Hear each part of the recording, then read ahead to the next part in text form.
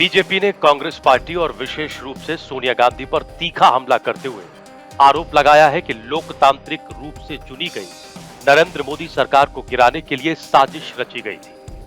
BJP प्रवक्ता संबित पात्रा ने कहा कि सोनिया गांधी ने अहमद पटेल के मार्फत 30 लाख रुपए तीस्ता सीतलवाड़ को भिजवाए थे। इन पैसों का इस्तेमाल पीड़ितों की मदद के लिए नहीं, बल्कि नरेंद्र मोदी को बदनाम करने और उन्हें पद से हटाने के लिए किया गया। पात्रा ने कहा कि इसी तरह कांग्रेस पार्टी ने नरेंद्र मोदी को बदनाम करने के लिए करोड़ रुपए खर्च किए।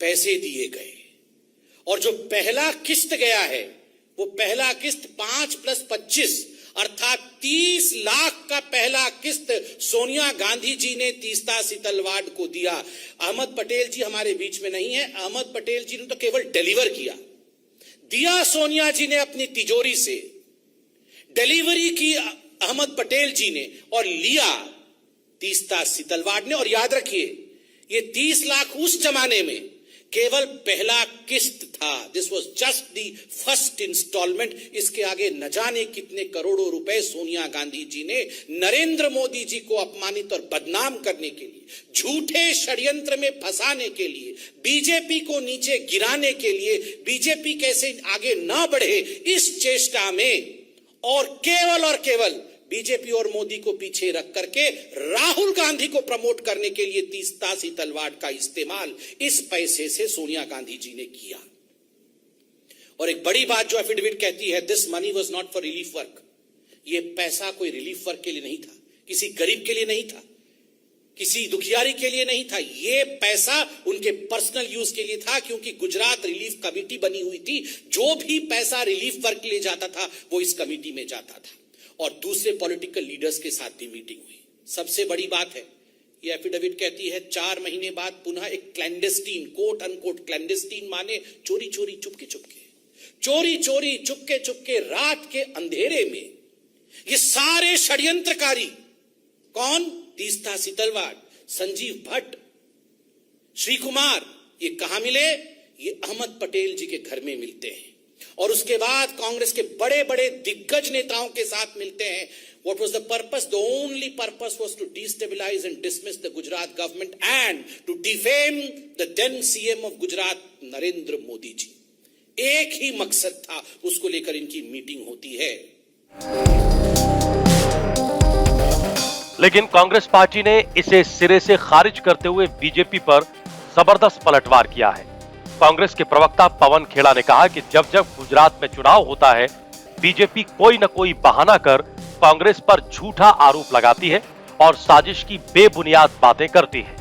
पवन खेड़ा ने तंज करते हुए कहा कि जिस तरह की राजनीति नरेंद्र मोदी कर रहे हैं, वैसी कांग्रेस नहीं करती है, वरना मोदी मुख्यमंत्री भी नहीं बन पाते। जब भी गुजरात का चुनाव आता है, भारतीय जनता पार्टी, नरेंद्र मोदी जी और उनका जो इकोसिस्टम है वो नए नए थ्योरीज सामने लाता है। पिछले गुजरात चुनाव का मैं आपको उदाहरण दूं, आपको तो याद होगा। अचानक एक दिन नरेंद्र मोदी जी का जो एक इकोसिस्टम है अचानक बोलता है कि साहब एक डिनर हुआ जंगपुरा में कहीं, जिसमें इस देश के पूर्व सेनाध्यक्ष जनरल दीपक कपूर, जिसमें इस देश के पूर्व प्रधानमंत्री डॉक्टर मनमोहन सिंह और अनेक प्रबुद्ध वर्ग के नागरिक शामिल हुए। और वो षड्यंत्रकारी एक डिनर था, उसमें षड्यंत्र रचा जा रहा था कैसे मोदी जी को हराना है। पाकिस्तान भी उसमें शामिल था। इस निम्न स्तर की थ्योरी के खिलाफ जब हमने आवाज उठाई, नरेंद्र मोदी को माफी मांगनी पड़ी डॉक्टर मनमोहन सिंह से गुजरात चुनाव के बाद संसद में। यह आपको तो याद ही होगा। बहुत कम होता है ऐसा कि नरेंद्र मोदी जी माफी मांगते हैं। गलतियां 1000 करते हैं, माफी एक बार मांगते हैं। फिर से गुजरात चुनाव आ रहा है, फिर से वही थ्योरी शुरू हो गई। हर बार गुजरात चुनाव जब आता है तो कभी अंसारी जी का नाम लेकर शुरू हो जाएंगे, कभी स्वर्गीय अहमद पटेल जी का नाम लेकर शुरू हो जाएंगे। और मैं याद दिला दूं आपको, जिस एसआईटी ने श्री नरेंद्र मोदी को क्लीन चिट दी थी, उसके अध्यक्ष श्री राघवन को पुरस्कृत किया गया। जवाब दें, क्यों पुरस्कृत करने की आवश्यकता? वो तो अपना काम कर रहे थे। उनको रिटायरमेंट के इतने सालों के बाद राजदूत बनाने की आवश्यकता क्यों पड़ी? तो नरेंद्र मोदी जी को अब समझ लेना चाहिए कि काठ की हांडी बार बार नहीं चढ़ती। हर बार चुनाव आता है तो आप कभी किसी मुस्लिम नेता का नाम जरूर लाएंगे।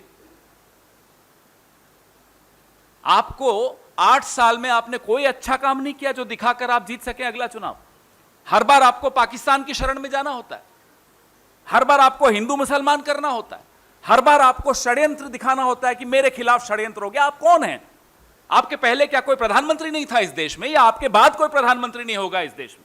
सारे षड्यंत्र आपके खिलाफ हैं। और माफ कीजिएगा, मैं आपको यह बता दूं, अगर नरेंद्र मोदी जी की राजनीतिक जो तरीका है कांग्रेस पार्टी अख्तियार करती जब हम सत्ता में थे यूपीए में, तो आप मुख्यमंत्री नहीं रह सकते थे।